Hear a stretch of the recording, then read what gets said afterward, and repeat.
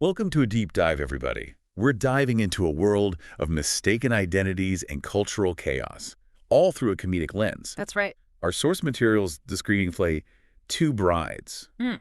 Now, this film takes us back to an Indian village in 2001, a time ripe with tradition, especially surrounding weddings. Absolutely. And through that humor, some really interesting societal expectations bubble up to the surface, particularly when it comes to women. And we see that play out right away with our two brides, Phool and Jaya. Right from the start, the screenplay juxtaposes these two characters. Oh, they're night and day, aren't they? Yeah, completely different personalities, different dreams. You've got Phool, so innocent, leaving her family for the first time. She's clutching her koicha.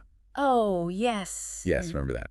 It's this little bundle of good luck charms. Such a small detail in the screenplay, but it speaks volumes about what's expected of her. Definitely. And it really highlights that contrast with Jaya's character. Jaya, she's independent, capable, maybe even a little rebellious. Oh, absolutely. It makes you wonder how much of their futures are already decided simply because they are young brides in this specific time and place. Right. And then enters the inciting incident. Yeah. The train journey. Yeah. Chaos. Utter chaos. Oh, yes. People everywhere. The noise, the commotion.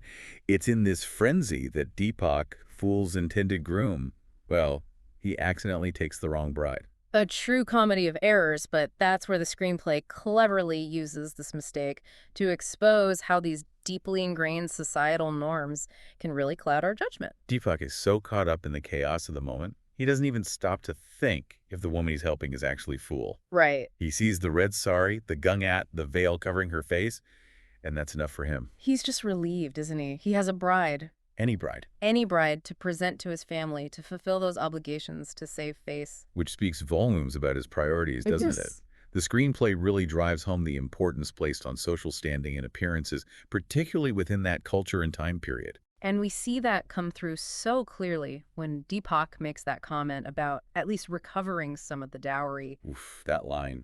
It's a small detail. It's like women are viewed as commodities, to be exchanged. They're not individuals with their own dreams and aspirations, at least in his eyes. It sets up this foundation of the drama that unfolds as Jaya, who's now on this unexpected journey, decides to use the situation to her advantage. And she doesn't hesitate for a second, does she? The way she crafts this whole cover story for Deepak's family, seamlessly stepping into this role of the demure traditional bride.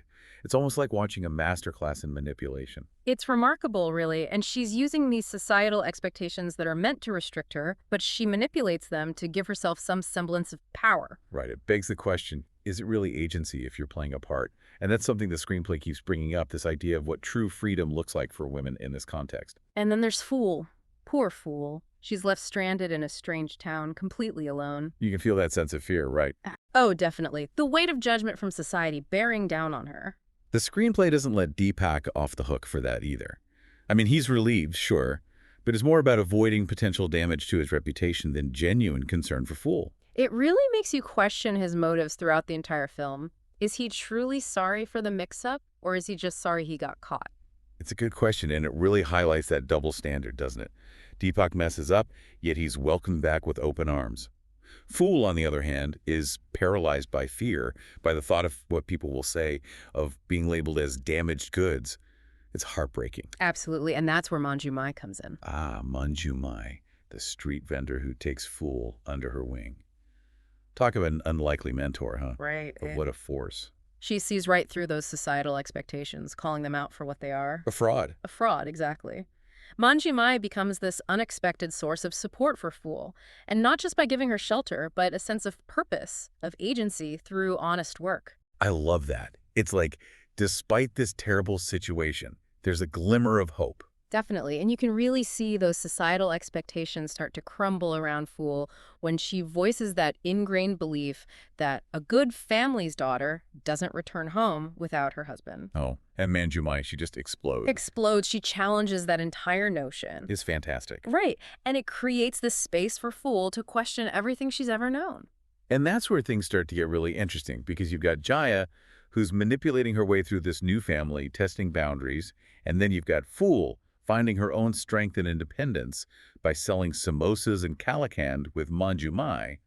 It's like they're on these two completely separate journeys, shaped by the same societal forces, but headed towards totally different outcomes. And that's where this screenplay shines. It's not just about two brides swapped at a train station, is it? No, it becomes a commentary on the limitations placed on women, on the expectations they must navigate, and the unexpected ways they find to carve their own paths. Brilliantly done.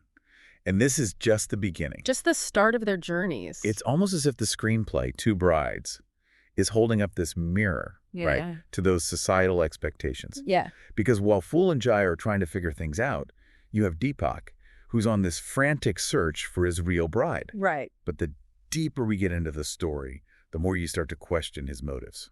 Definitely.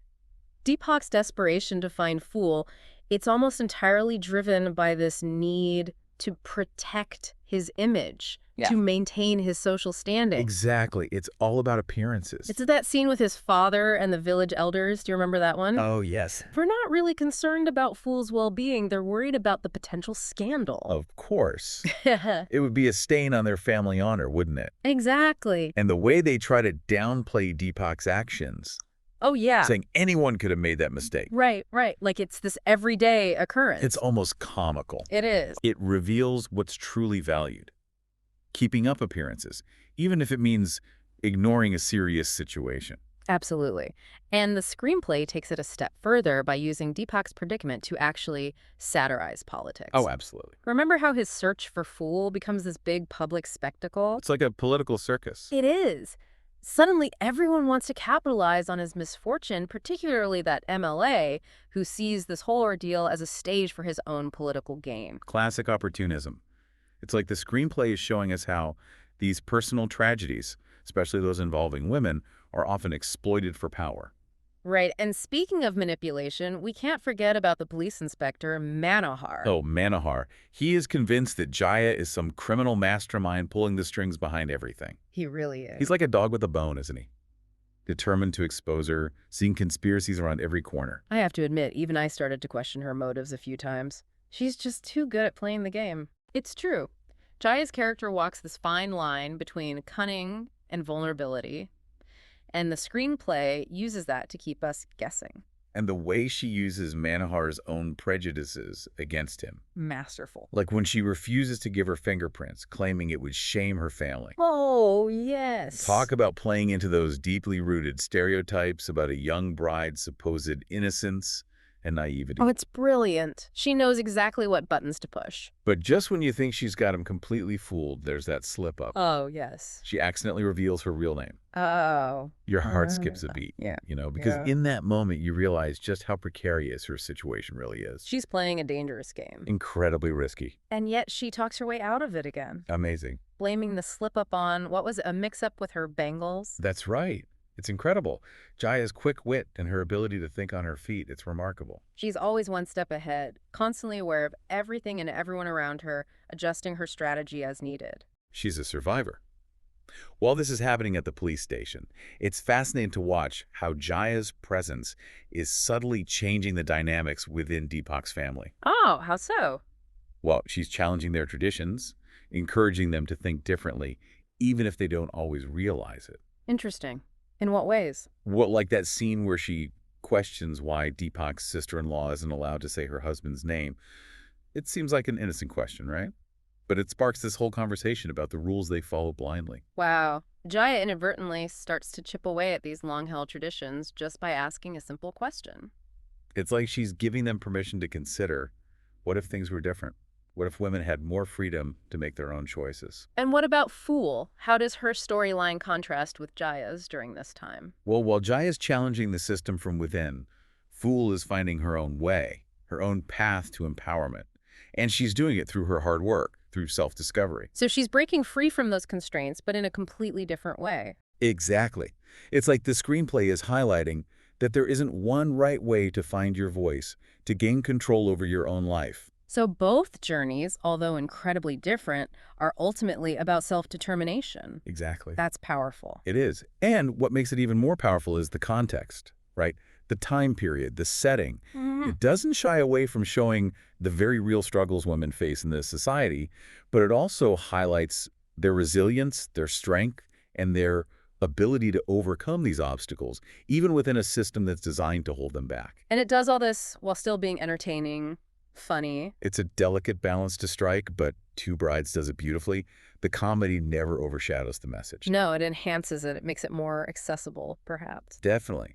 But as we head into the final act, the stakes get higher for both women. Oh, yes, the tension builds. Do you know what I love about Two Brides? What's that? It keeps you on the edge of your seat. You think you know where it's going, and bam!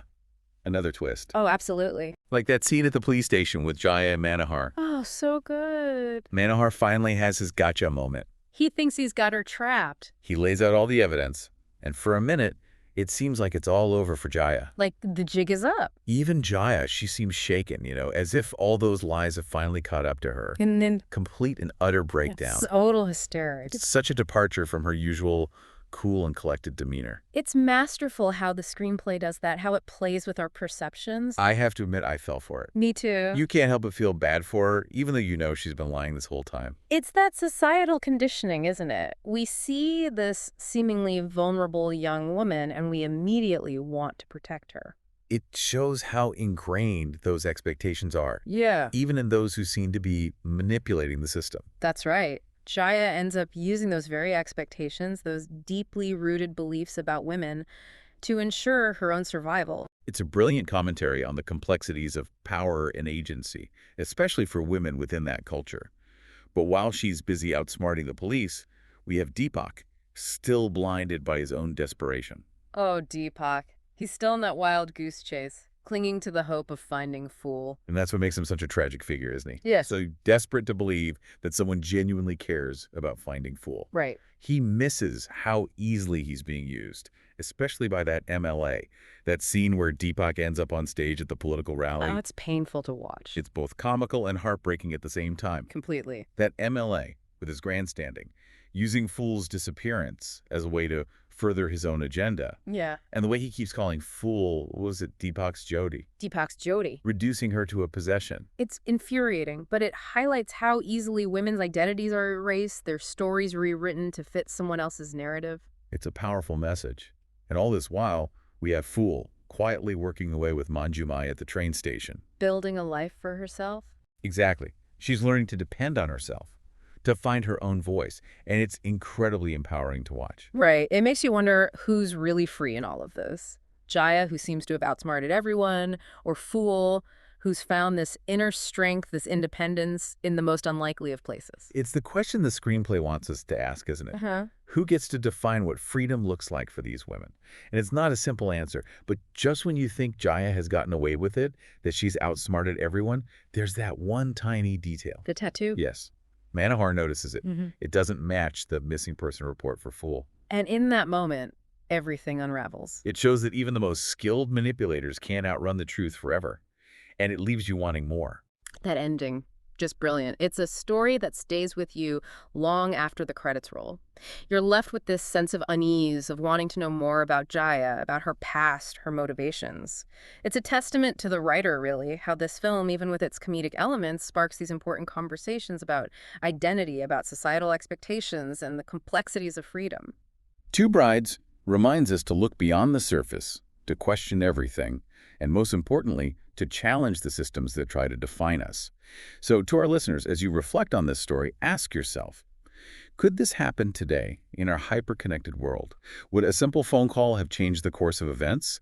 Or are those same societal norms, those same expectations, still deeply ingrained in our cultures? It's something to consider because sometimes the most profound truths are hidden in plain sight, just waiting to be discovered. Until next time, keep those minds open and keep questioning the world around you.